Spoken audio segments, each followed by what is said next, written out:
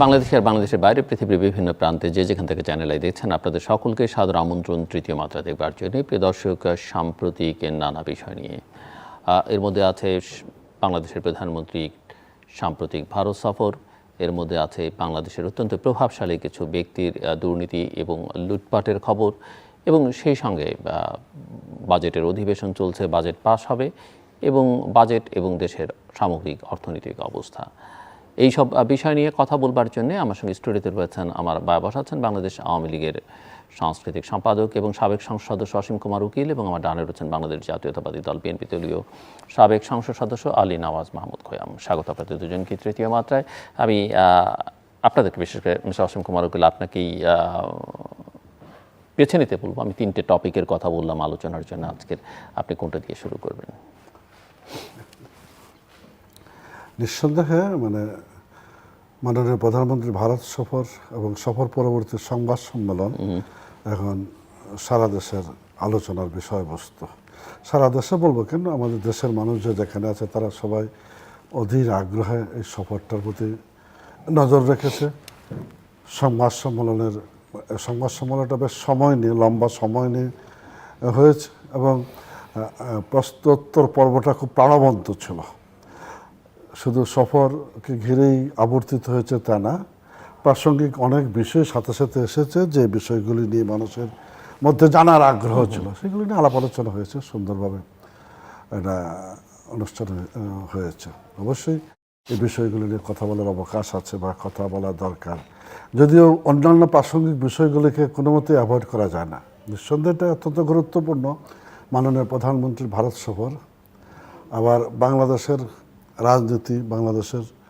রাজনীতির প্রেক্ষাপট, সেখানে বিভিন্ন সংস্থা প্রধানদের যে বিষয়গুলি, তাদের দুর্নীতির বিষয় বলি বা তাদের সম্পদের পাহাড়ের যে বিবরণ আমাদের সামনে আসছে, এগুলিও কোনো অংশে কম আলোচিত বিষয় নয়।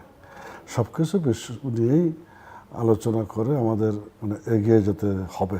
এর মধ্যে বাজেট আছে, সংসদ আলোচনা হচ্ছে, বাজেট পাস হবে কাল পরশু যে কোনো সময়। যে কোনো ক্ষেত্রে আলোচনাটাকে আপনি টেনে নিয়ে যেতে পারেন, আমরা তত অবগাহন করব। যেহেতু আপনি তিনটি বলেছেন, এবং আপনার অর্ডারেই যদি আমরা চলি, অর্ডার বলতে আপনি প্রথমে বলেছেন বাংলাদেশ ভারত প্রসঙ্গ, তারপরে আপনি দুর্নীতি লুটপাট সংস্থা প্রধানদের কথা বলেছেন, এবং তারপরে আপনি বলেছেন বাজেট, এবং তার সঙ্গে আমি একটু দেশের সামগ্রিক অর্থনৈতিক অবস্থাও আলোচনা করতে চাই, যদি অর্থনৈতিক অবস্থার সঙ্গে ওই বাংলাদেশ ভারত সম্পর্ক বা দুর্নীতি লুটপাটেরও খানিকটা সংযোগ খুঁজে পাওয়া যেতে পারে। সো এই সফর থেকে প্রধানমন্ত্রী ব্যাখ্যা করেছেন, সাংবাদিকদের প্রশ্নের উত্তর দিয়েছেন, কিন্তু আপনার কাছে কি মনে হয় প্রাপ্তি অপ্রাপ্তি বা করিডোরে নানা রকমের আলোচনা আছে, সোশ্যাল মিডিয়াতে নানা রকমের প্রশ্ন আছে, উৎসাহ আছে, উদ্বেগ আছে, সো আপনি কি সামগ্রিকভাবে কীভাবে দেখেন? সব কিছু মিলে আমি মনে করি যে সুন্দর, ভালো আর কি। এটা সব কিছুই অঙ্ক হিসাব থাকতে হবে। তবুও ঠিক এই রাজনীতির এই বিচরণ ভূমিটাকে একটা ব্যালেন্স শিটে দাঁড় করে কনক্লুশন ড্র করা যাবে না। প্রবাবিলিটি, সকল ক্ষেত্রেই প্রবাবিলিটিকে বিবেচনায় রেখে আলোচনাটা এগিয়ে নেওয়া যাবে।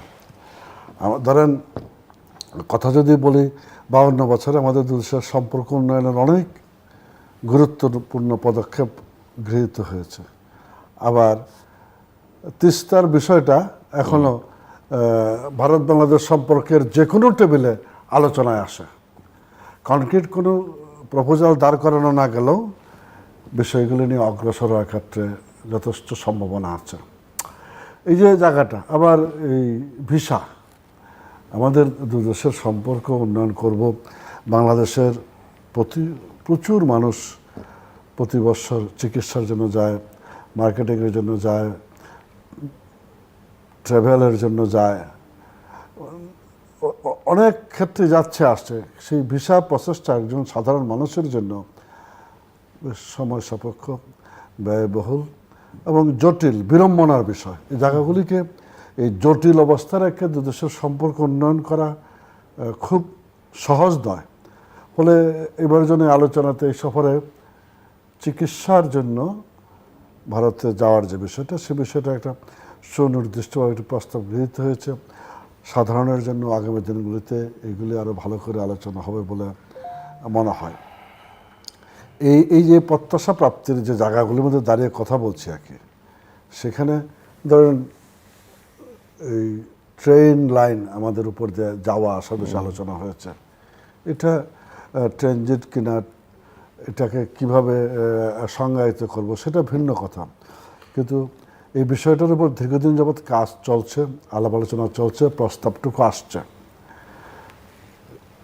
উন্নয়নের পূর্ব শর্ত তো আজকের দুনিয়াতে আগেও চাইছিল, আজকের দুনিয়াতে আরও বেশি করে কানেক্টিভিটিটা প্রিকন্ডিশন। এটা সকলের জন্য, সকল ক্ষেত্রের জন্যই প্রযোজ্য। আমি যেমন আমরা রাজনীতি যারা করছি আর কি, আমাদের যার যত বেশি যোগাযোগ, কানেক্টিভিটি বলি আর যোগাযোগ বলি, সে তত ভালো করবে রাজনীতির অঙ্গনে। আপনি একজন সাংবাদিক হিসেবে আপনার যত বেশি কানেক্টিভিটি, তত বেশি ইনফরমেশান আপনার হাতে, সেখানে দাঁড়িয়ে আপনি তত ভালো করার, কথা বলার, লেখার, এগিয়ে নিয়ে যাওয়ার সুযোগ থাকে। সেখানে কানেক্টিভিটি হতে পারে। অনেক কানেক্টিভিটি ট্রেন করতে গিয়ে ট্রেনে কী আসলো কী গেলো এই প্রশ্নটা যদি আনা হয়, এটা একেবারেই অবান্তরময় হয়। যখন ঢাকা কলকাতা, ঢাকা শিয়ালদা ট্রেন চলছে, যাওয়া আসা করছে, এটা তো কেউ কোনোদিন চুপি দিয়ে দেখে নেয় যে ট্রেনে করে কি যাচ্ছে। আবার এখন বাংলাদেশের উপর দিয়ে ট্রেন যাবে, সেই সময় এই কথাগুলি এনে কানেক্টিভিটির ক্ষেত্রে একটা অন্তরায় সৃষ্টি করে আমার কাছে মনে হয়। পৃথিবীর দেশে দেশে ইউরোপ, আমেরিকা বা অন্যান্য জায়গাগুলিতে যেভাবে যাতায়াত করে, এই সীমানার চিহ্নই তো তুলে ফেলছে আস্তে আস্তে।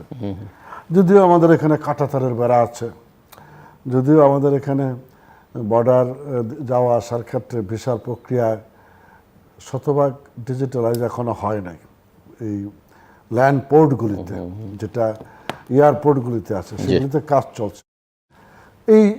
এরকম প্রতিটি ক্ষেত্র নিয়ে আলাপ আলোচনা হয়েছে। আমরা বিশ্বাস করি আমাদের প্রতিবেশী রাষ্ট্র, আমাদের মুক্তিযুদ্ধের সময় আমাদের প্রধান বন্ধু, যুদ্ধবিধ্বস্ত দেশ পুনর্গঠনের সহায়ক শক্তি, গণতন্ত্রের বিকাশের ক্ষেত্রেও ভারত আমাদের সহায়ক শক্তি, বৃহত্তম গণতান্ত্রিক রাষ্ট্র ভারত।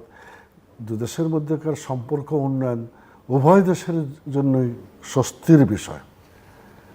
সেক্ষেত্রে দেখাটা হয়েছে যে আলোচনাগুলি আছে কিংবা সমালোচনাগুলি আছে, এগুলোও সম্ভাব্য স্বল্প সময়ের মধ্যে সেটেল হয়ে এগিয়ে যাবে বলে আমি বিশ্বাস করি। ধন্যবাদ। আমি আবার আসবো আপনার কাছে, মিস্টার আলী নওয়াজ মোহাম্মদ খৈয়াম।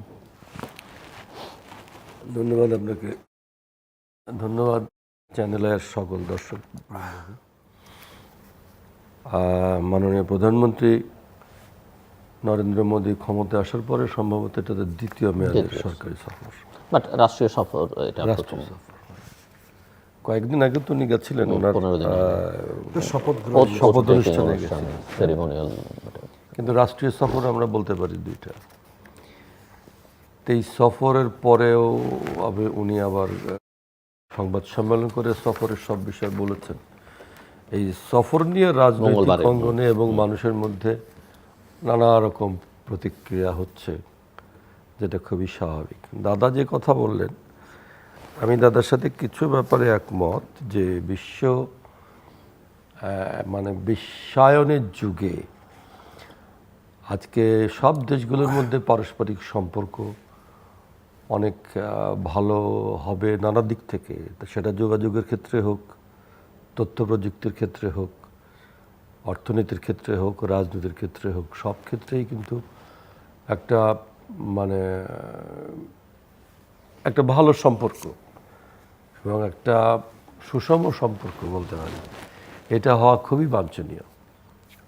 যদিও সারা পৃথিবী একটা কীরকম যুদ্ধের একটা গন্ধ পাওয়া যাচ্ছে, কিন্তু তারপরেও আমরা মনে করি যে পৃথিবীতে যে এখন পরিবর্তনটা হয়েছে, সমগ্র পৃথিবীতে যে আর্থসামাজিক নানা দিক থেকে, মূল্যবোধের দিক থেকে, টেকনোলজির দিক থেকে, সব দিক থেকে যে পরিবর্তনটা হয়েছে, সেই পরিবর্তনের কারণে দেশগুলোর মধ্যেও এক ধরনের সুষম সম্পর্ক গড়ে ওঠা খুব দরকার। ইউরোপে যেটা উঠেছে, এটা কালকে প্রধানমন্ত্রী বলেছেন, আপনি একটু বললেন যে ইউরোপেও অনেক এই সেনগেন কান্ট্রিগুলোর মধ্যে অনেক জায়গায় আমি গেছি, কয়েকটা দেশে, বর্ডার নেই, তাদের এক মুদ্রা, যাচ্ছে এক দেশ থেকে আরেক দেশ বোঝাই এক পাসপোর্ট, হ্যাঁ, কোনো ইয়ে নেই, কিচ্ছু নেই। এখানে বসে হয়তো সেই ডেভেলপমেন্টটা আমরা অনেকেই ভাবতে পারিনি। সময় সাপেক্ষ। এই সব ঠিক আছে, সেই সমস্ত দিক থেকে আমাদের মধ্যেও পার্শ্ববর্তী দেশগুলোর সঙ্গে এরকম একটা ভালো সম্পর্ক হলে খুব ভালো হয়।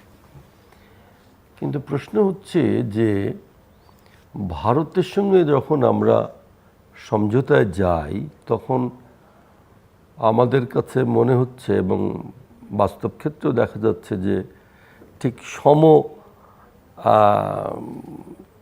মানে ইকুয়াল ইসের মধ্যে যাচ্ছি না আমরা, কি বলা যেতে পারে, একটা সম্পর্ক সম্পর্কের মধ্যে আমরা যাচ্ছি না, বা সুষম সম্পর্কের মধ্যে আমরা থাকছি না।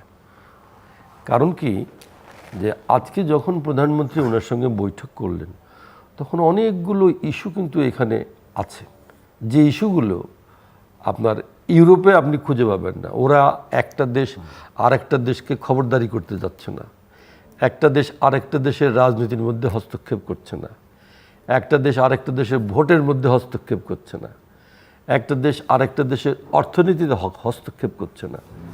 ফলে ওদের মধ্যে যে একটা সমতার একটা বিষয় আছে যেটা আমাদের এখানে নেই। এখানে কিন্তু অসম সম্পর্ক।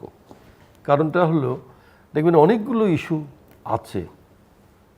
আপনি কাঁটাতারের কথা বলছেন, আপনি ফারাক্কা নিয়ে আমরা দীর্ঘদিন ধরে, আমি ফারাক্কায় গেছি দেখতে, দাদা আপনি যে থাকতে পারেন ফারাক্কায়, আমি দেখলাম যে ফারাক্কা ব্রিজের উপর আমি প্রায় 1 ঘন্টা দাঁড়ানো, কেমন আমি দেখলাম ফারাক্কার ওই পাশটা মানে প্রচুর পানি তারা সংরক্ষণ করে রাখছে, একদম সেই সমুদ্রের মতো, কেমন। আর ঠিক এই পাশটা হচ্ছে একদম চর, ধুধু বালি, একটা গেট খোলা, একটু একটু একটু একটু করে পানি যাচ্ছে, আপনার দেখলে খুব খারাপ লাগবে। ফারাক্কার ইস্যু, তিস্তার ইস্যু, এই যে 3 বিঘা করিডোরের ইস্যু, এই সমস্ত জিনিসগুলো কিন্তু দীর্ঘকাল আছে, দীর্ঘকাল। আপনি দেখেন যে আমাদের এখানে এইসব ছাড়াও আমাদের রাজনীতিতে যে ভারতের একটা হস্তক্ষেপ, আমাদের এখানে স্বাধীনতার যে মূল উদ্দেশ্য ছিল ডেমোক্রেসি, তার একটা অন্যতম একটা প্রধান একটা বিষয় ছিল যে এইখানে জনগণের ভোটে সরকার নির্বাচিত হবে। এই যে গণতন্ত্রের একটা মুখ্য মানে মৌলিক বাণী, সেই জায়গা তো ভারত হস্তক্ষেপ করেছে, এবং ভারত কিন্তু সেখানে হস্তক্ষেপ করেছে এবং খুব নোংরাভাবে, ন্যাক্কারজনকভাবেই কিন্তু হস্তক্ষেপ করেছে। যে ভোটটা আমাদের 2008 সালের পর থেকে এখানে হলো, এই সমস্ত ভোটগুলোতে ভারতের নেতারা, ভারতের রাজনীতিবিদরা কিন্তু প্রত্যক্ষভাবে হস্তক্ষেপ করেছে, তাদের সকলেই করে এখানে এমন একটা পরিবেশ করেছে যে আজকে কিন্তু এইখানে মানুষের ভোটের অধিকার নেই, এবং ফলে দেখবেন সমাজে এক ধরনের মারাত্মক রাজনীতিহীনতা এবং রাজনৈতিক দুর্বৃত্তায়নের একটা পরিস্থিতি তৈরি হয়েছে। জিল্লু ভাই যেটা বলছিলেন যে অনেকগুলো বিষয় আজকের মানে অনেকগুলো খবরের কাগজ, প্রত্যেকটা খবরের কাগজে দেখবেন যে এই যে রাজনীতিহীনতার কারণে এবং রাজনৈতিক ভারসাম্যহীনতার কারণে এইখানে এখন এই সরকারি কর্মকর্তারা, রাজনীতিবিদেরা যারা ক্ষমতায় আছে, তারা এটাকে ব্যবহার করে মানে একেবারে দ্বিধাহীনভাবে, লাজ লজ্জাহীনভাবে তারা যেভাবে সম্পদ তৈরি করেছে, আমি তো অবাক, বুঝছেন না, যে এরকম একটা ভয়ঙ্কর ব্যাপার। এটা হচ্ছে এই কারণে যে এই যে রাজনীতিতে যে ভারসাম্য নাই, এবং এটা কিন্তু ভারত এটাকে খুব ভালোভাবেই লালন পালন করেছে, এবং এটাকে তারা ওই কি বলা যায় মানে এর পিছনে সমস্ত শক্তি জুগিয়েছে।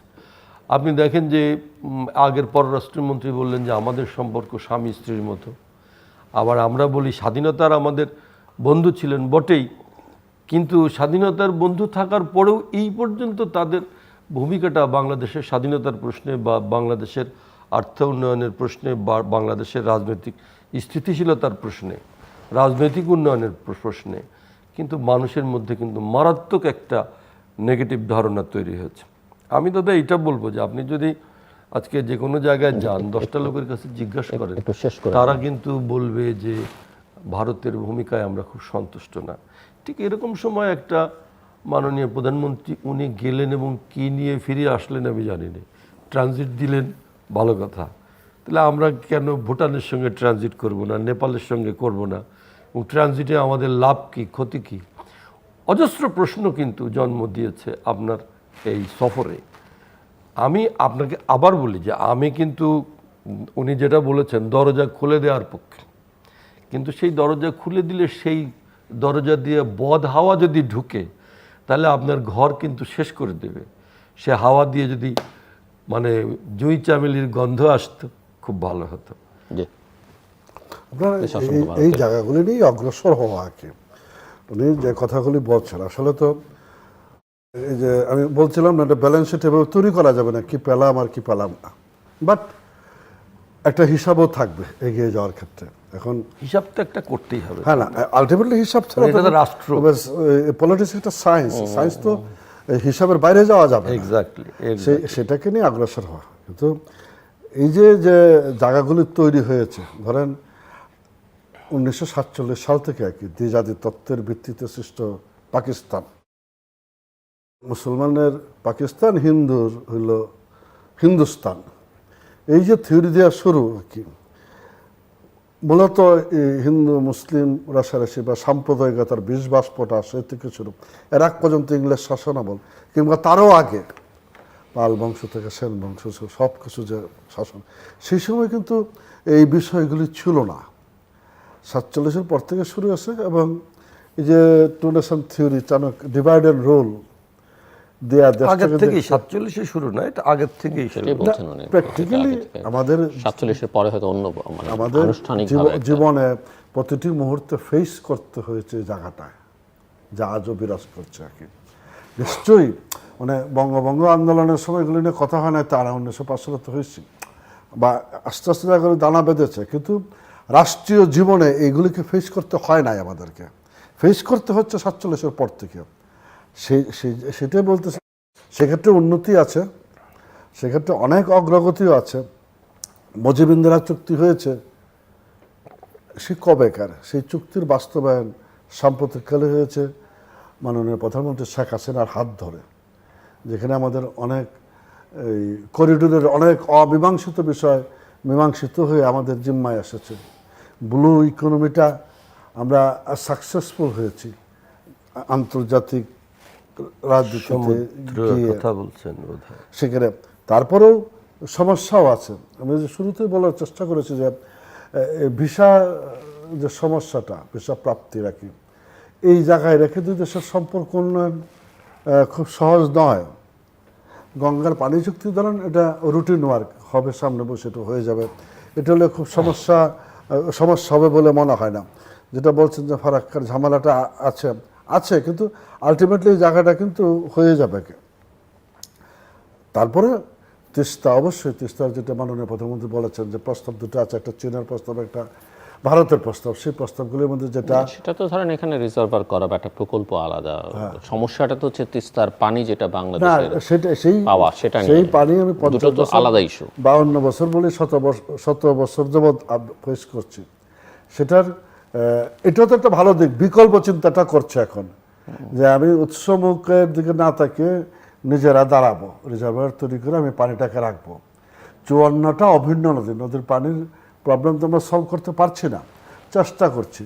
সেই ক্ষেত্রে অতি অবশ্যই যে এই সমস্যা জিয়ে রেখে, এই সমস্যাটা রেখে বাংলাদেশ ভারত সুসম্পর্ক হবে তা না। বিএসএফ বর্ডারে যে ঘটনাগুলি ঘটাচ্ছে, এই একেবারেই বর্ডারের হত্যাকাণ্ড জিরোতে নিয়ে আসার মধ্য দিয়ে জায়গাটা উত্তরণ ঘটাতে হবে। কিন্তু এই সমস্যাগুলি, এই কয়েকটা সমস্যা কিন্তু আমরা দীর্ঘদিন যাবৎ মোকাবেলা করছি। একটা সমস্যা মিস্টার খোয়াম, যেটি আমি যদি ভুল না বুঝেছি তাকে, তিনি যেটার উপরে সবচেয়ে বেশি জোর দিয়েছেন যে সেটা হচ্ছে রাজনৈতিক হস্তক্ষেপ। তার ভাষায় যে ভারত বাংলাদেশের অভ্যন্তরীণ রাজনৈতিক বিষয়ে হস্তক্ষেপ করছে। আপনি বলছিলেন যে বাংলাদেশের গণতান্ত্রিক প্রক্রিয়ায় উন্নয়ন বা দুই দেশের গণতান্ত্রিক প্রক্রিয়ায় উন্নয়ন একটা পারস্পরিক সহায়তার মধ্য দিয়ে যাচ্ছে। তো দুজনের কথার মধ্যে একটা মৌলিক পার্থক্য আছে, দৃষ্টিভঙ্গিগত বিষয়টা, কে কীভাবে বিষয়গুলিকে দেখছি। এটা মুক্তিযুদ্ধের প্রাক্কালে পাকিস্তানিরা কি বলেছে, ভারত আমাদের দেশে হস্তক্ষেপ করছে একই, এটি থাকে। আমি একভাবে দেখছি, খোয়ম ভাই আরেকভাবে দেখছি বলে দুইটা প্ল্যাটফর্মে দাঁড়িয়ে আমরা কথা বলছি। আমি এটা বিশ্বাস করি। এই জায়গাটাও যেমন ওই ইউরোপ, আমেরিকা, কানাডা, অস্ট্রেলিয়ার যে উদাহরণগুলি টেনে আনছিল, যে সেই সমস্ত দেশে কাঁটাতারের বেড়া নেই, পারস্পরিক আস্থার জায়গাটুকু অনেক উপরে না, সেই সমস্ত দেশে কিন্তু সামরিক শাসনও নেই, কখনো আসেনি। ফলে জায়গাগুলি খুব সহজে অগ্রসর হয়ে গেছে। ধর্মভিত্তিক রাজনীতি বা ধর্মটাকে আমার রাষ্ট্রীয় পর্যায়ে নিয়ে এসে যে রাজনীতিটা বাংলাদেশে হচ্ছে কি, সেটু অনেক দেশেই নাই, অনেক দেশে আছে, অনেক দেশেও নেই আর কি। এই সংকটগুলি ভিন্ন ভিন্ন ক্ষেত্রে আছে। আমরা ভাটিতে পড়ার ক্ষেত্রে, ভাটি অঞ্চলের মানুষ আমরা উজানে ওরা, এটা সবসময় ভাটির মানুষ পানির এই সংকটটাকে ভোগ করে। তার সময়ে পানি ছেড়ে দিয়ে আমরা বন্যা আক্রান্ত হয়, সময়ে পানি আটকে রাখে আমরা খরায় আক্রান্ত হই। এর মাঝখানে দাঁড়িয়ে আমরা এগিয়ে যাওয়ার বিষয়টা চেষ্টা করি। আমরা অবশ্যই এই জায়গাগুলিতে অনেক অগ্রগতি আছে বলেই যে মুজিব ইন্দিরা চুক্তির বাস্তবায়নটা এতদিন পরে হয়েছে। বাংলাদেশ ঢাকা টু শিয়ালদা ট্রেন চলাচল করছে, বর্ডারের অনেকগুলি স্থলবন্দর তৈরি হয়েছে, যাওয়া আসার সংখ্যা অনেক গুণ বেড়েছে। জি, আমি একটু প্রসঙ্গ পাল্টে ফেলি, কারণ সময়ের সঙ্গে একটু তাল মিলিয়ে চলতে হবে। এবং সাম্প্রতিককালে গণমাধ্যমে অনেকগুলো বিষয় উচ্চারিত হচ্ছে, অনেকগুলো নাম বিশেষ করে উচ্চারিত হচ্ছে সোশ্যাল মিডিয়াতে বিশেষ করে, এবং সেই সূত্র ধরে এখন বাংলাদেশের মূলধারার গণমাধ্যম খবরগুলো আসতে শুরু করেছে। জেনারেল আজিজ, বেনজির আহমেদ, আপনার প্রাক্তন কলিগ আনোয়ারুল আজিম আনার, মতিউর রহমান, আসাদুজ্জামান মিয়া, হাবিবুর রহমান, এরকম বহু আরও হয়তো পাইপলাইন আছে, লক্ষণ যা বলছে। আপনার কেমন লাগে, মানে হাউ ডু ফিল? কেমন লাগে জিলু ভাই, মানে কেমন লাগে আর কি, লাগালাগি দিয়ে তো রাজনীতিটা হবে না। রাজনীতিতে ইমোশনের ব্যাপার, না ইমোশন তো থাকবেই, মানুষের মধ্যে ভালোবাসা কালচারও, আপনি আওয়ামী লীগের কালচারাল, আমি বলছি যে আপনি কালচার সংস্কৃতি বলতে আমরা যা বুঝি বা আপনার যে দায়িত্ব, আমি তার বাইরে একটু আর একটু বৃহত্তর আঙ্গিকে দেখতে চাই। আপনি যেটা মিন করতে চাচ্ছেন, আমি সেই জায়গাটাতে আসতে চাচ্ছি। আমি তো এই সমস্ত খবর শোনার জন্য রাজনীতির মাঠে আসিনি। আমি আমার ভরা যৌবনে বঙ্গবন্ধু হত্যার প্রতিবাদ করতে গিয়ে রাজনীতির হাতে মাঠে নিয়েছি। এবং সেই সময়কালটাতে ক্যাম্পাস সকালবেলা ঘুম ভাঙত ককটেলের আওয়াজে, রাতের বেলা ঘুমাতে যেতাম কাটা রাইফেলের আওয়াজ শুনে। সেই সময়ে আমরা লড়াই সংগ্রাম করেছি, জীবন মৃত্যুর মুখোমুখি দাঁড়িয়ে। শুধু যে আমরা শক্তি, আমরা জাতীয়তাবাদী ছাত্রদল, কি স্লোগান, মানে শক্তি প্রদর্শন আর কি, আমরা শক্তি, আমরা বল, ক্যান্টনমেন্টের ছাত্রদল, সেগুলি মোকাবেলা করেছি। যদি এটুকুই হয়তো অসুবিধা ছিল না। এদের হাত ধরে ৭১-এর মানবতা বিরোধী যুদ্ধাপরাধে জামাত শিবির চক্র, যে শিবিরের রাজনীতিটা হলো রক্ষাটা পলিটিক্স। ধরো চট্টগ্রাম ইউনিভার্সিটি হোক, রাজশাহী ইউনিভার্সিটি, ঢাকা ইউনিভার্সিটি হোক, বিভিন্ন জায়গায় এটা বঙ্গবন্ধুর হত্যাকারী ফ্রিডম পার্টি, যারা লিবিয়া থেকে ট্রেনিং নিয়ে অস্ত্র হাতে দেশে এসে রাজনীতি শুরু করেছে, এই যে রাজনৈতিক অপশক্তিগুলো, সেই শক্তিগুলির মুখোমুখি দাঁড়িয়ে আমরা রাজনীতি করেছি। এই আমেরিকাতে বিলাসবহুল বাড়ি করার জন্য না, বা গাজীপুরে রিসোর্ট তৈরি করার জন্য নয়, প্রশ্নই ওঠে না। আমরা অবশ্যই মানে যখন খবরগুলি বেরিয়ে আসছে একটু আশ্চর্যান্বিত হচ্ছে, হতবিহ্বল হচ্ছে, আবার আশাবাদী হচ্ছে যে না, এবার যে জায়গাটা হাত দেওয়া হয়েছে, যে সামনের দিনগুলিতে, অনাগত দিনগুলিতে রাজনীতির সুবাতাস। কিন্তু আপনি আশাবাদী হচ্ছেন, কিন্তু যে এই জিনিসগুলো, এই সম্পদগুলো তারা একদিনে করেন, এটা প্রক্রিয়ার মধ্যে দীর্ঘদিনে করেছে। তো বাকি এই যে বাংলাদেশে যে প্রতিষ্ঠান যেগুলো আছে, এগুলোর নজরদারি করবার জন্যে তারা আসলে কি করলো, কাদের প্রশ্রয়গুলো হলো? বেনজির আহমেদ কিভাবে ৭টা পাসপোর্ট করে ফেলেন, কে এই পাসপোর্ট তাকে দিল, কিভাবে?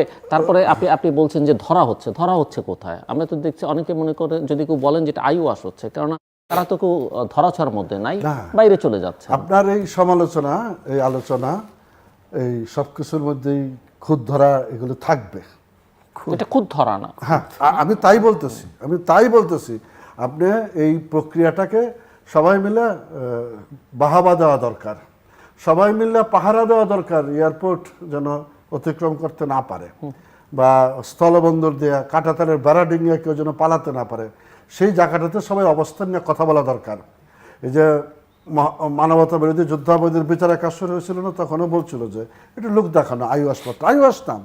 আপনি একটা জিনিস চিন্তা করতে পারেন, মানে চিন্তা করতে পারবেন না, দৃষ্টিভঙ্গিটার দিকে নেই আপনার। প্রথম কথা হলো কয়েকটি ঘটনার মধ্য দিয়ে সংস্থা প্রধানরা বা যারা ক্ষমতার কেন্দ্রবিন্দুতে থাকে, কিংবা মাঝে মাঝে মনে হয় যারা এই ছাত্রলীগ আওয়ামী লীগটা করছে, কি যেভাবে বাড়ি ঘরে টাকা পয়সা বানায় এনজয় করতেছে, কি এই যে জায়গাগুলি, এই জায়গাগুলিতে যারা বসে আছে তারা কিন্তু সবাই চিন্তা করবে যে না, এই দিন তো দিন নয়, আরও দিন আছে, এইভাবে দিন যাবে না।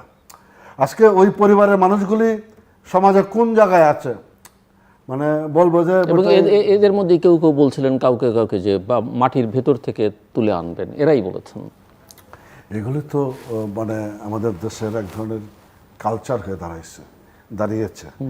আমরা তো সেগুলোতে উত্তোলন ঘটাতে চাই। আমি যেগুলোর কোনো বাহাবা নেওয়ার বিষয় না, আমি যে জায়গাটা বলছিলাম, ক্যাম্পাসে কিন্তু এখন আর অস্ত্রের ঝনঝনানি নাই, এটা আমরা বন্ধ করতে পেরেছি। কেউ নাই দাদা, হ্যাঁ, ক্যাম্পাসে তো অন্যরা কেউ না, এখানে না থাকো আরেক জায়গায় আছে, আরেক জায়গায় না থাকো আরেক জায়গায় আছে। আচ্ছা, নাই মানে ক্যাম্পাস। আমরা কত বছরের লেখাপড়াটা শেষ করছি, 4 বছরের অনার্স, 8 বছর লেগেছে। আমি বাহাবা নেওয়ার বিষয় না, সন্ত্রাসমুক্ত ক্যাম্পাসটা হয়েছে, এটা তো উদ্যোগের বিভিন্ন পর্যায়ে উদ্যোগ এবং সবার সহযোগিতার মধ্য দিয়ে হয়েছে। বাহাবা নিতে বলছিলাম। অন্য প্রশ্ন করছি আমি আসছি আপনার কাছে।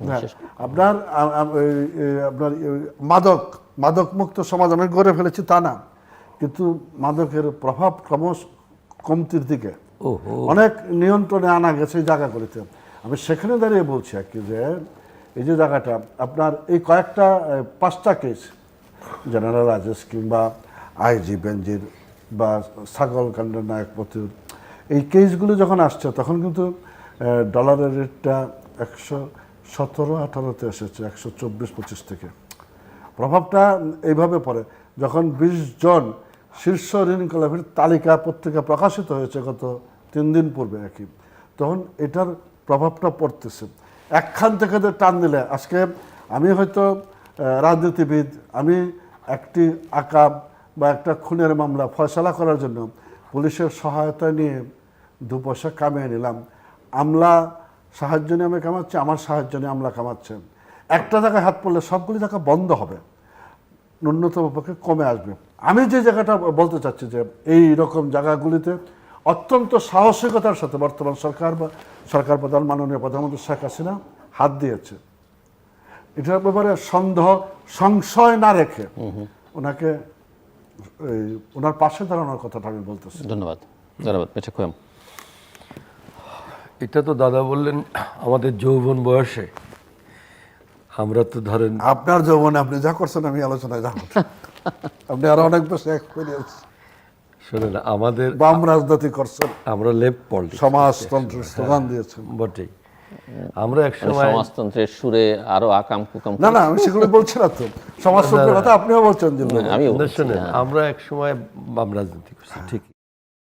আমরা আবার ধরেন 72-75-এর দুঃশাসনের বিরুদ্ধে আমরা আবার লড়াই করছি। আমরা মনে করছি যে দ্যাট ওয়াজ নট ডেমোক্রেটিক, মানে শাসন কেমন। ওর ভেতর দিয়ে তো আমরা এসে আবার আমরা একসঙ্গেই তো, আপনি আমি একসঙ্গেই এরশাদ বিরোধী আন্দোলন করছি, তাই না? রাস্তায় দাঁড়ায়, পুলিশের গুলির সামনে দাঁড়ায় আমরা কিন্তু এরশাদ বিরোধী আন্দোলন দীর্ঘদিন করছি, কেমন। এখন কথা হচ্ছে, আপনার সাথে আমি একমত যে আমরা অবশ্যই এইগুলো দেখার জন্য কিন্তু করি নাই, দেশটা স্বাধীন করি নাই। যেমন আমাদের আগের আলোচনায় ছিল যে ভারতের সঙ্গে এই সফরে আমরা কি পেলাম, ঠিক এখন আমরা আলোচনা করছি যে এইসব কেন হচ্ছে। তো ওই যে সুনীল গঙ্গোপাধ্যায়ের একটা কবিতা আছে না, কেউ কথা রাখেনি, 33 বছর কেটে গেল, তাই না? কেউ কথা রাখেনি। এখন কথা হচ্ছে যে আপনার কাছে আমার একটা প্রশ্ন দাদা, এইগুলো কেন হচ্ছে? আমি আপনি যারা রাজনীতি করি, আমরা যারা রাজনীতি, আপনি বললেন রাজনীতি হচ্ছে একটা বিজ্ঞান, তাই না? রাজনীতি বিজ্ঞান। সুতরাং আমাদের দেখতে হবে যে রাষ্ট্রটা এমন কেন হয়ে গেল। আপনার দল আওয়ামী লীগ 2008 থেকে ক্ষমতায় কত বছর হলো? আজকে বোধহয় 15-16 18-19, হ্যাঁ 16 বছর হয়ে গেল ক্ষমতায় আছে। 16 বছরে একটা সরকার এখন যদি এসে বলে যে আমরা চেষ্টা করছি, আমাদের পাশে এসে দাঁড়ান, তাই না? তখন ওই সুনীল গঙ্গোপাধ্যায়ের কবিতার কথা মনে হয় যে আর কত বড় হব, আর কতদিন আমরা দেখব যে এই যে আজিজ জন্ম নিল, এই যে বেনজির জন্ম নিল, যাদের নাম বললেন, তার সঙ্গে আপনার রাজনীতিবিদরাও, এই যে ঝিনাইদহের যে এমপি মারা গেল, কি নাম? আনার, তাই না? এই যে সমস্ত জিনিসগুলো এনে আপনারা দাঁড় করালেন। এবং আমরা যদি দিলীপ বড়ুয়া আপনাদের সরকারের এই মন্ত্রী ছিলেন, তিনি বলেছেন সংসদে 80% হচ্ছে স্মাগলার। এই যে আপনার কি বলে, এই যে কক্সবাজারের নাম কি, বদি, এই সমস্ত লোকজন তো রাজনীতিতে, আপনারা রাজনীতির সামনের কাতারে এনে কিন্তু দাঁড় করেছে। এবং সরকারের সমস্ত সর্বোচ্চ পর্যায়ে এই যে আমলারা, এরা, এই যে ধরেন যে মোশাররফ সাহেব স্থানীয় সরকারের মন্ত্রী ছিলেন, আমাদের মাননীয় প্রধানমন্ত্রীর বিআই ছিলেন, এখন আছেন কিনা আমি জানি না। উনি ফরিদপুরে ধরেন যে ছাত্রলীগের 2 ছেলে 3000 কোটি টাকা, হোমা ভাবা যায়, 3000 কোটি টাকা নিয়ে পত্রিকায় চলে আসলো। তারপরে ধরা পড়লো, উনি ভেগে চলে গেলেন সুইজারল্যান্ড, এখন উনি সুইজারল্যান্ড থাকেন। আপনাদের ভূমিমন্ত্রী লন্ডনে কিছুদিন আগে এই যে অসংখ্য বাড়িঘর পাওয়া গেল, এখন আজিজ সাহেব পাওয়া গেল, এখন বেনজির, তো ভয়ঙ্কর ব্যাপার। আমি দেখলাম ফেসবুকে একটা বাংলাদেশের ম্যাপ আঁকাইছে একজন, তার মধ্যে রং করে দিছে, হ্যাঁ রং করে দিছে, যে তাদের মনে হলো ও বাবা আর কিছুদিন থাকলে তো বাংলাদেশে কিনে ফেলতো। তারপরে আরো যারা আছে, আমি এখানে আরেকটা প্রশ্ন, যে বেনজির আহমেদের আরেকটা প্রসঙ্গ আনতে চাই। বেনজির আহমেদ গোপালগঞ্জে, যেটাকে অনেকেই মনে করেন যে বাংলাদেশের একটা রাজনৈতিক পুণ্যভূমি, গোপালগঞ্জে হিন্দু সম্প্রদায়ের সম্পত্তি যেভাবে দখল করেছেন, আরেক অঞ্চলে তিনি গিয়ে খ্রিস্টান সম্প্রদায়ের সম্পত্তি যেভাবে দখল করেছেন, হিল ট্র্যাক্সে গিয়ে তিনি নৃতাত্ত্বিক জনগোষ্ঠী, ক্ষুদ্র নৃতাত্ত্বিক জনগোষ্ঠীর সম্পত্তি যেভাবে দখল করেছেন, কেউ দেখে নাই না।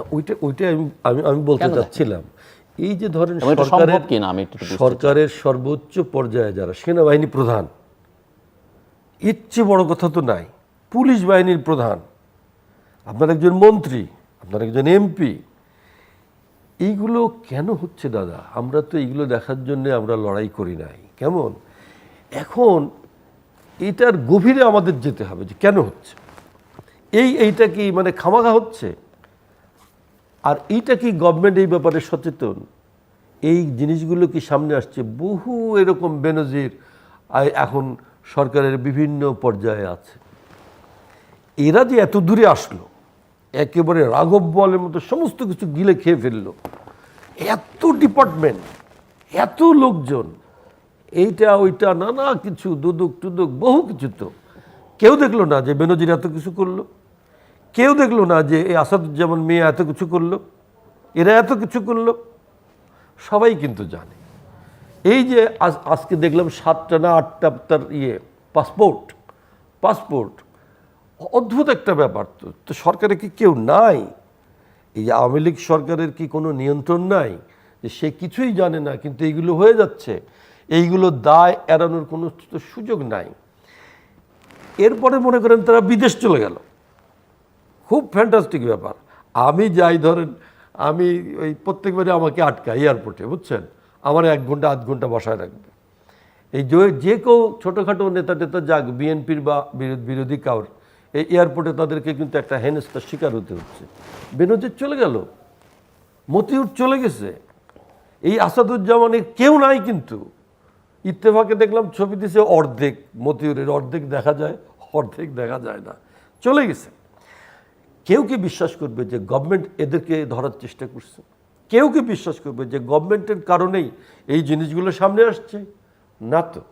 আমরা সবাই জানি যে কিভাবে কিভাবে পত্রপত্রিকা এগুলো আসছে, এবং আপনি দেখেন পত্রিকাকে একটা থ্রেট করা হলো যাতে এইরকম নিউজগুলো না আসে।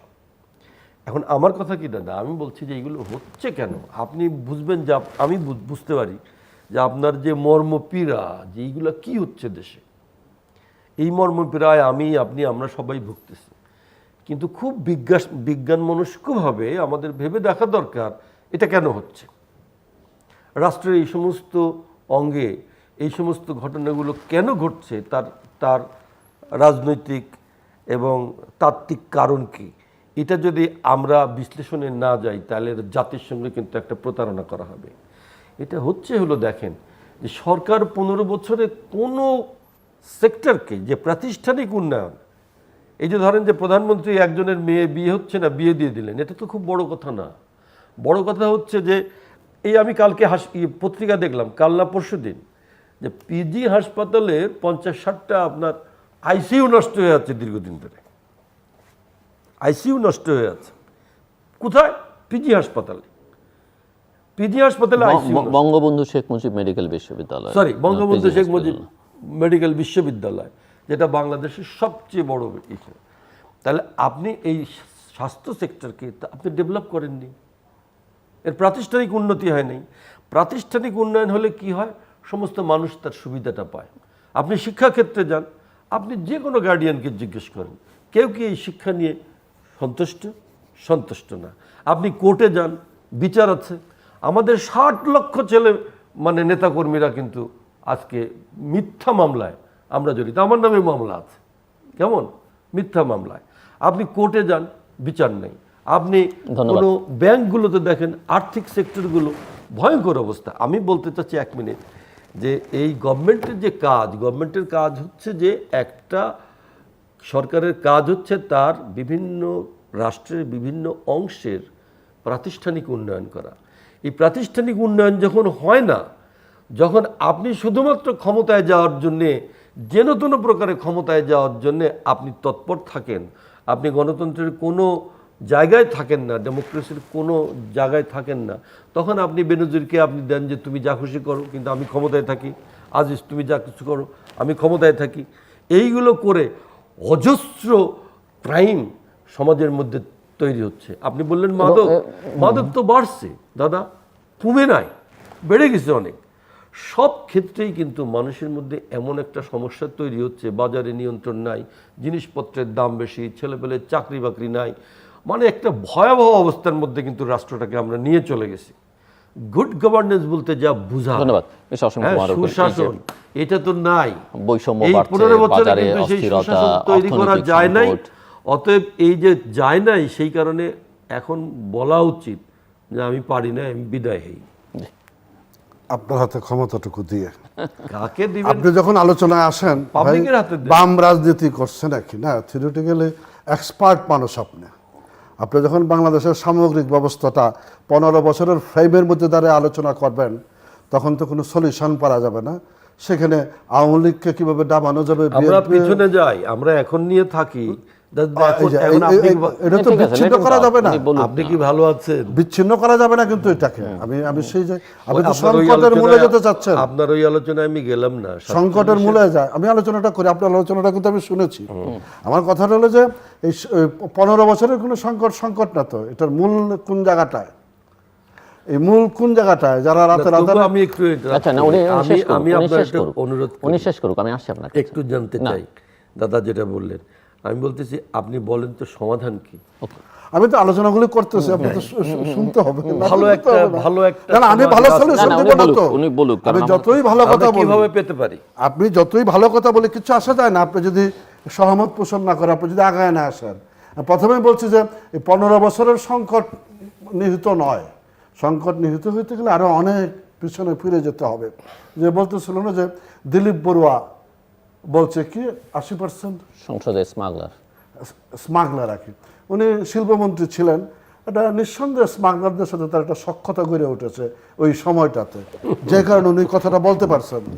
সেকেন্ডলি তাত্ত্বিক বিষয় আর কি, যে ওনারা তথ্য ঘাটতে আর কি নিজেদেরকে আসলে আইসোলেটেড করে ফেলেছে ফ্রম মাস পিপল। আপনাদের part দেশ ছিল তো। দুনিয়া জাতির সম্পর্কে একেবারে এটা অন্ধকারে সাম্রাজ্যে বসে এই সমস্ত কথাবার্তা বলছে। তাকে তো মন্ত্রী এবং বানাইছিলেন আবারও মন্ত্রী বানানোর জন্যই এই চিল্লাচিল্লিগুলি করতেছে নাকি নাথিং মোর।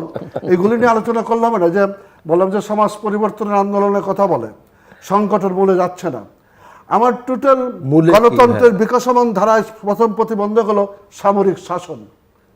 এটা নেতৃত্বে এগুলো তো বিএনপির গেছি। প্রতিষ্ঠাতা 15 বছর জেনারেল তো আপনি জিয়াউর রহমান। ক্ষমতায়। এই আপনি যদি না না, না, শুনেন, এখন তো সামরিক শাসন নাই। আপনি যদি না শুনেন তাহলে তো হবে না। আচ্ছা, বলেন। আমি কিন্তু আপনার কথা যা আইসেন আষাঢ়ে গল্প করছেন, এটা বসে বসে শুনেছি কিন্তু। আসলে হ্যাঁ, আষাঢ়ে গল্প বলেছেন। তো এখন আমার সংকটের মূলে হলো এটা সামরিক শাসন। সামরিক শাসনের হাত ধরে স্বৈর শাসন, সামরিক শাসন স্বৈর শাসনের হাত ধরে মৌলবাদী রাজনীতি, ধর্মান্ধতা রাজনীতি, ধর্মভিত্তিক রাজনীতি, ধর্মীয় রাজনীতি কোনো মতেই গণতন্ত্রের সহায়ক শক্তি হতে পারে না, প্রতিবন্ধক। 75 থেকে 96 সাল পর্যন্ত হত্যা, ষড়যন্ত্র রাজনীতি, সামরিক শাসনের রাজনীতি, গভর্নমেন্টের ট্রেজারি খুলে দিয়ে টাকা পয়সা লুটপাট রাজনীতি, সেই রাজনীতি মানে এরকম শাহ মুয়াজ্জেম ওবায়দুর রহমানের মতো লোকজনদেরকে নগদ টাকায় কিনিয়া দল গঠন করার মধ্যে দিয়ে এগিয়ে নিয়ে যাওয়ার যে রাজনীতি, ওইখানে তো রাজনীতি সব কিছু ধ্বংস করে দেওয়া হয়েছে।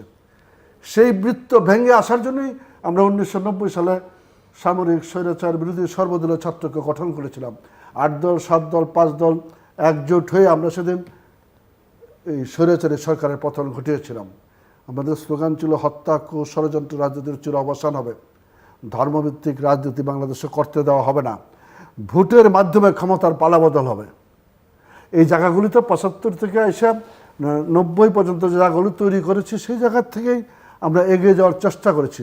সেই জায়গাটাতে তো সংকট।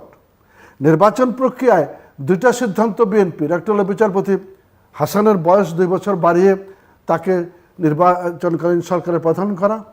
পরবর্তী সময়ে দেশের মহামান্য রাষ্ট্রপতি ইয়াজউদ্দিন স্যার নিজেই বললেন যে উনি নির্বাচনকালীন সরকারের প্রধান। এই 2টি পদক্ষেপ বিকল্প রাস্তাটা সম্পূর্ণ বন্ধ করে দেওয়া হয়েছে। আমরা এগিয়ে যাওয়ার চেষ্টা করছি।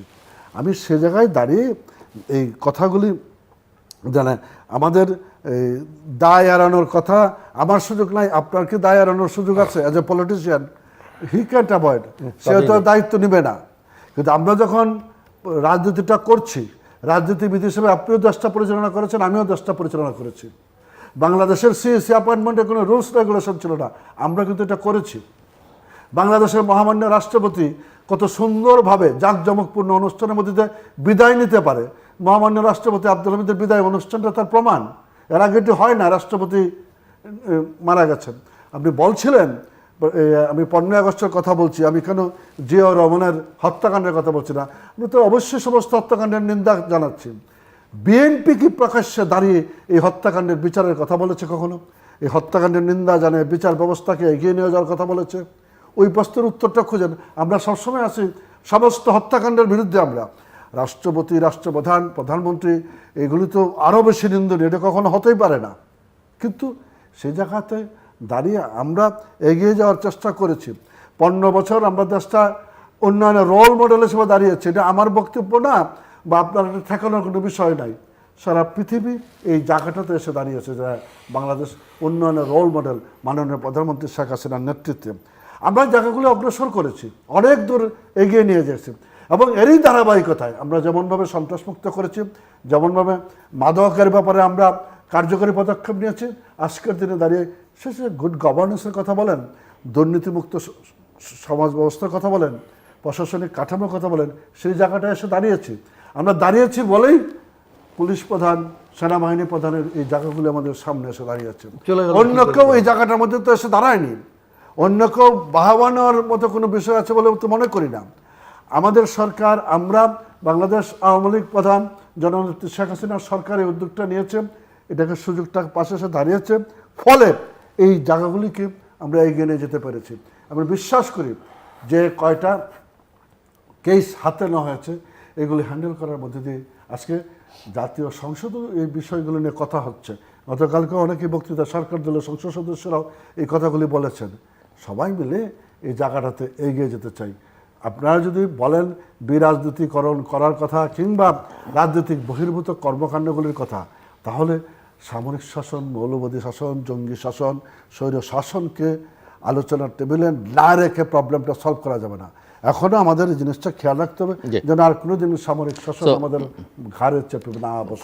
Final round, concluding remarks mister Khoyem. একটা প্রবলেম হচ্ছে কি না, আমি তো আবার বলি যে ওই কিছু হলে না একটা প্রবলেম আছে যে পিছনে যাচ্ছি আমরা অনেক বেশি, বুঝছেন না? ওখান থেকে এসে আমরা সমস্ত আলোচনাটা আমরা নষ্ট করে ফেলি। এখন হয়েছে যে বর্তমানে কি অবস্থায় 15 বছরে আমরা দেশ শাসন করে আমরা এই সমস্ত ক্ষতগুলোকে আমরা কতটা ঠিক করতে পারলাম, রাষ্ট্রকে আমরা কতটা সুশাসন দিতে পারলাম, প্রশ্নটা হচ্ছে সেখানে। আমার এখানে নাগরিক সমাজ তারা এখানে কতটা স্বস্তিতে জীবনযাপন করছে, কতটা তারা ভালো আছে, তারা কতটা স্বস্তি বোধ করছে, এই বিষয়টা হচ্ছে আমাদের সামনে এখন বড়। আপনি পিছনে গেলে অনেক পিছন থেকে আলোচনা করতে হবে। এই যে মানে এই যে সমস্যাগুলো তৈরি হচ্ছে দেশে, এইগুলো একেবারে আপনার 71 থেকে 72 থেকে আমাদের আলোচনায় আসতে হবে। কেন এইগুলো হলো সেটা একটা ভিন্ন প্রসঙ্গ, আমি সেই আলোচনায় যেতে চাচ্ছি না। যে আজকে কেন এই রকম পরিস্থিতিটা হলো তার দায় আওয়ামী লীগ সবচেয়ে প্রবীণ রাজনৈতিক দল হিসাবে তার কতটা, সে তার কাঁধে কতটা নিবে, সেই বিষয়টা কিন্তু একটা আলোচনার প্রশ্ন। আমি বলছি যে বর্তমানে এত বছর 15-16 বছর গভর্নমেন্ট ক্ষমতায় থাকার পরে গভর্নমেন্টের কোনো ক্ষেত্রেই এমন সুশাসন গভর্নমেন্ট দিতে পারে নাই, কোনো ক্ষেত্রেই, রাজনীতিতে বলেন, অর্থনীতিতে বলেন, আইন শৃঙ্খলায় বলেন, কোনো ক্ষেত্রেই নাই। যে কারণে এই সমস্ত প্রবলেম হচ্ছে দাদা। আপনার মতো লোক, আমার মতো মানুষ যদি আমরা এগুলোকে আইডেন্টিফাই না করি যে কেন এই প্রবলেম হচ্ছে, এই প্রবলেমগুলো হওয়ার উৎস কোথায়, উনি তো বলেছেন উৎস হচ্ছে সামরিক শাসন, মৌলবাদ, জঙ্গি। সেটা আমি বলি যে সেটা হচ্ছে আপনি যদি বলেন টেবিলে রেখে যে এই আসলে সমাধান উৎসগুলো করতে হবে। পেছনের কারণ, এবং এখন তাহলে সমাধান হতে পারে কি যে আওয়ামী লীগ ক্ষমতায় থাকবে আর এখানে এই দেশে কেউ থাকবে না, আওয়ামী লীগ একাই সব প্রবলেম সলভ করবে, তা তো না। পৃথিবীতে এটা হচ্ছে প্রমাণিত। আপনি যদি এই জন্য ডেমোক্রেসিতে হলো আপনার শক্তিশালী বিরোধী দল ইজ মাস্ট। শক্তিশালী বিরোধী দলের যখন অনুপস্থিতি ঘটে তখন সেখানে রাজনৈতিক ভারসাম্য নষ্ট হয় এবং তখন সেখানে সরকার কি হয়, আপনার স্বৈরাচার হয়ে ওঠে এবং সরকার সমস্ত দুর্নীতিতে লিপ্ত হয়। এইটা হয়েই সরকার আজকে সমস্ত বাংলাদেশে যেভাবে জগদ্দল পাথরের মতো চেপে বসছে এবং এই বসে থাকার জন্যে এই যে এদেরকে শীর্ষ পর্যায়ে এনে যে ছাড় দিচ্ছে, এই দেওয়ার কারণে আজকে বাংলাদেশের পরিস্থিতিটা এই। শোনেন, ওই ক্রস ফায়ার দেয় কি জন্যে, ওই যে কেউ গ্রামে খুনি, ডাকাত, চোর, এইগুলা। তাহলে আপনি এই যে আজকে এরা যে আপনার এখান থেকে চলে গেল, এদের কারণে কত লোক হাসপাতালের চিকিৎসা থেকে বঞ্চিত হয়েছে, এদের কারণে কত লোক শিক্ষা থেকে বঞ্চিত হয়েছে, এদের কারণে কত লোক এইখানে দারিদ্র্যের সাথে মোকাবেলা করতেছে। সুতরাং তারা কিন্তু দিব্যি চলে গেল এবং মাননীয় প্রধানমন্ত্রী কালকে খুব মোলায়েম সুরে বললেন, এত টাকা পয়সা আয় করে কি লাভ যদি দেশেই না থাকা যায়। কি একটা আনন্দের কথা। এই যে হলো এইগুলো, এই দায় প্রধানমন্ত্রী নেবে না? যে আমার সামরিক প্রধান, আমার পুলিশ প্রধান, আমার মন্ত্রী, আমার এমপি তারা এই সমস্ত কাজ করলো, এই দায় তিনি নেবেন না? এই কথা বললেই আপনি বলবেন যে ওই যে সামরিক শাসন, অমুক তমুক, মৌলবাদ, এইগুলো বলবেন। এইগুলো বলে দাদা পার পাওয়া যাবে না। আপনাকে অবশ্যই এর দায় নিতে হবে। এই যে আপনি যে রাষ্ট্র চালাতে ব্যর্থ হয়েছেন, আপনি যে রাষ্ট্র চালাতে পারছেন না, এইখানে আপনি কোনো রাষ্ট্রের কোনো অঙ্গের আপনি মিনিমাম সামান্যত উন্নয়ন করতে পারেন নাই। এগুলো যে ডেটোরেট করছে, এটা নিম্নগামী হয়েছে রাষ্ট্রের সমস্ত ব্যবস্থাপনা, এটা আপনার মানতে হবে। এবং এটা মানার জন্য আপনাকে যে ওই ফিরে যেতে হবে ডেমোক্রেসিতে, গণতন্ত্রে, যে আমি ক্ষমতায় থাকি আর না থাকি, পিপল ডিসাইড করবে যে কে ক্ষমতায় থাকবে।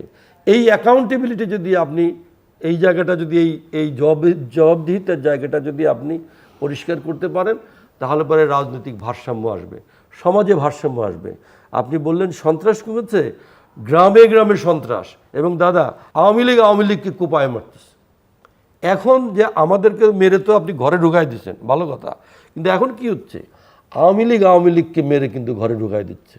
একটা বড় ক্ষতি হচ্ছে যে আওয়ামী লীগ নিজের দলকে সর্বনাশের জায়গায় নিয়ে গেছে।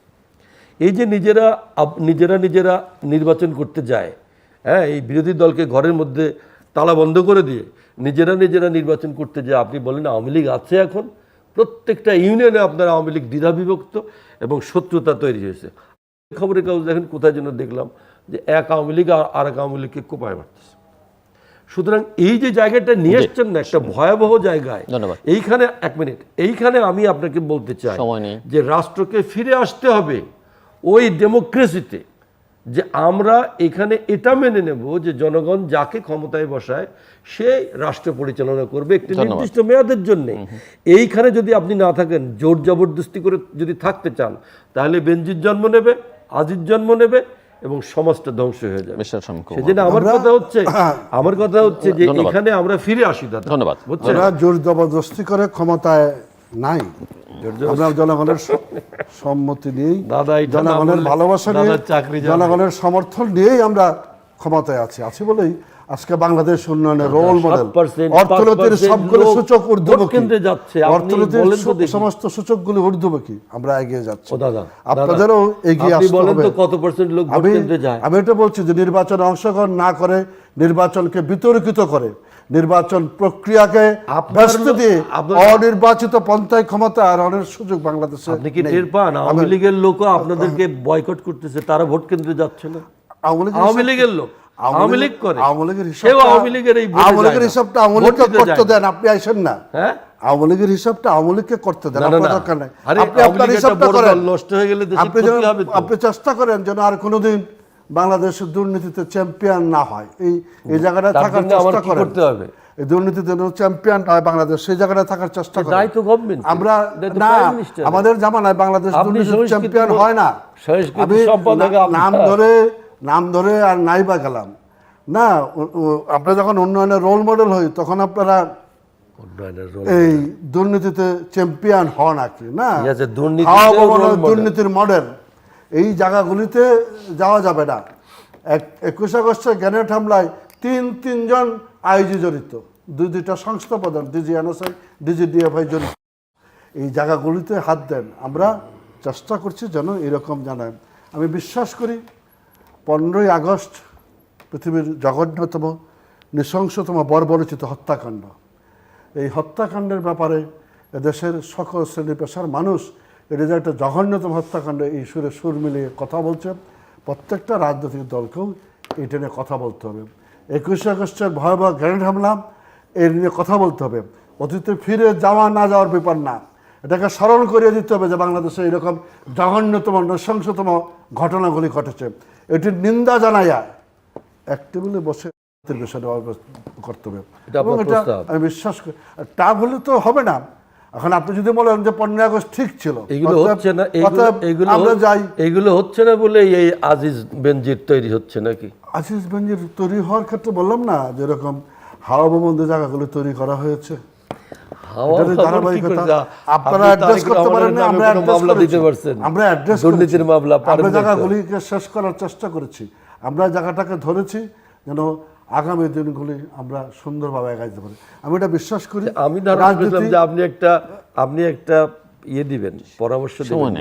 আমি বলেছি 15 আগস্ট 21 আগস্ট এক সুরে মিলে আমরা কথা বলবো, নিন্দা জানাবো, হত্যাকাণ্ডের নিন্দা জানাবো, হত্যাকারীদের দৃষ্টান্তমূলক শাস্তির কথা বলবো। পৃথিবীর যে প্রান্তে এই সমস্ত হামলাকারীরা, হত্যাকারীদের আছে, তাদেরকে বাংলাদেশে এনে আসামের কাট করে সেই না ডিফার হচ্ছে, সেইটা দাঁড়ান সবাই মিলে প্রবলেম সলভ হবে। বিচারের ব্যাপারে কেউ ডিফার করে না, নো ওয়ান করছে। আরে এগুলো তো করছে, আশ্রয় প্রশ্রয় দিতে যাও এই বিতর্কে। সেইখানে দাঁড়িয়ে থেকে আমরা ডেমোক্রেসিতে বিকাশমান ধারাকে আরও বিকশিত করব। নির্বাচন প্রক্রিয়ার মধ্য দিয়ে আমরা এগিয়ে যাব। সাংবিধানিক ধারা সমুন্নত রেখেই আমরা সব কিছুকে শক্তিশালী করব। আপনাদের সুবুদ্ধির দিক। দর্শক, অনুষ্ঠানের শেষ প্রান্তে আমরা সামাজিক যোগাযোগ মাধ্যম ফেসবুক এবং টুইটারে, এক্সে তৃতীয় মাত্রা লাইভ স্ট্রিম হচ্ছে, আপনারা দেখতে পারেন। টেলিভিশনের পর্দায় দেখতে না পারলে যে কোনো সময় যে কোনো স্থান থেকে ইউটিউবে তৃতীয় মাত্রা চ্যানেলটি সাবস্ক্রাইব করে পুরোনো পর্বগুলো আপনারা দেখতে পারেন। মিস্টার আলিনাজ মোহাম্মদ খোয়েম এবং মিস্টার অসীম কুমার উকিল, অসংখ্য ধন্যবাদ আলোচনা শোনাবার জন্যে। দর্শক, আমি আর কথা বেশি বলতে চাই না। আমার একজন অতিথি কবি সুনীল গঙ্গোপাধ্যায়ের কেউ কথা রাখেনি কবিতার কথা উচ্চারণ করেছেন। বাংলাদেশের রাজনীতিতে 53 বছরের ইতিহাসে এটা দেখা যায় যে রাজনীতিকদের যাদের কথা রাখবার কথা ছিল তারা সকল ক্ষেত্রে না হলেও অনেক ক্ষেত্রেই কথা রাখেননি। কাজটা হচ্ছে জনগণের যে তাদেরকে আসলে কথা রাখবার, কেন কথা রাখেননি তার জন্যে অ্যাকাউন্টেবিলিটির জায়গায় বা দায়িত্বশীলতার জায়গায় নিয়ে আসা, এবং সেটাই বাংলাদেশের মানুষের সামনে এখন সবচেয়ে বড় চ্যালেঞ্জ। আমাদের সঙ্গে থাকবার জন্য অসংখ্য ধন্যবাদ, আপনাদের সবার জন্য শুভকামনা।